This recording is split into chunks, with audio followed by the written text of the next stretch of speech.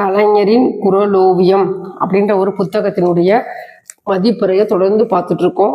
கலைஞரின் குறளோவியம் அப்படின்ற புத்தகத்துல இன்னைக்கு என்ன பார்க்க போறோம் அப்படின்னா, மணியில் திகழ்தரு நூல் போல் மடந்தை அணியில் திகழ்வதொன்று உண்டு அப்படிங்கிற ஒரு அருமையான குறளுக்கான கலைஞரனுடைய கதையும் ஓவியம் என்னன்னு பார்க்க போறோம். இந்த குறள் 1273வது குறள்.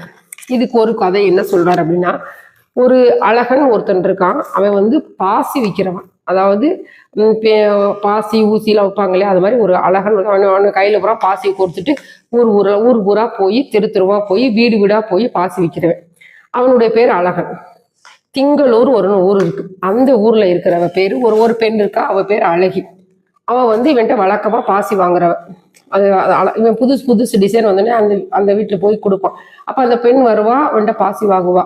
அப்படி பாசி வாங்குற பழக்கத்துல 2 பேருக்குள்ள ஒரு இனம் புரியாத ஒரு மனசளவுல ஒரு காதல்.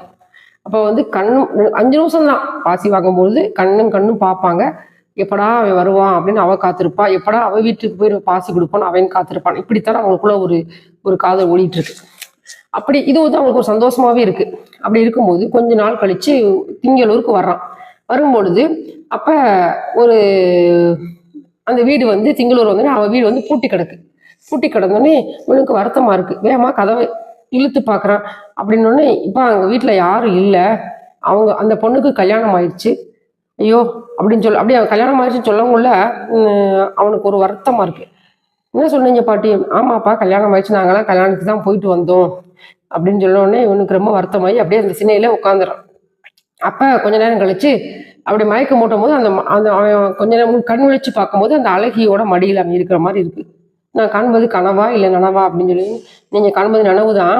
என்னுடைய ஏத்த வீட்டு பாட்டியும் என்னுடைய அம்மாவும் நீங்க என் மேல அன்பு வச்சிருக்கீங்களான்னு பாக்குறதுக்காக சோதனை பண்ணாங்க.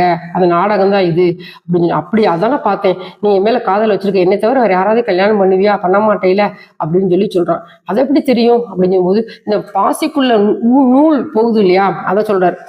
இந்த மணிமாலைக்குள்ளே ஊடுருவுகின்ற நூலை போல நமது காதலை பற்றிய குறிப்பு ஒன்று இருப்பதை நான் உணர்ந்திருக்கிறேன் கண்மணி அப்படின்னு அவன் சொல்றான். அப்படி அதுக்குத்தான் இந்த குறள் அருமையா, மணியில் திகழ்தரு நூல் போல மடந்தை அணையில் திகழ்வதொன்று உண்டு அப்படின்னு முடிச்சிருக்காரு. இது மாதிரி ஒரு கலைஞரின் குறளோவியத்துல ஒரு கதையும் அந்த கருத்தும் சொல்லி படத்தோட வருது இந்த புத்தகம். அதனால இந்த புத்தகத்தை தொடர்ந்து படித்து உங்களிடம் பகிர்கிறேன். கலைஞரின் குறளோவியம் தொடர்ந்து பார்ப்போம். நன்றி, வணக்கம்.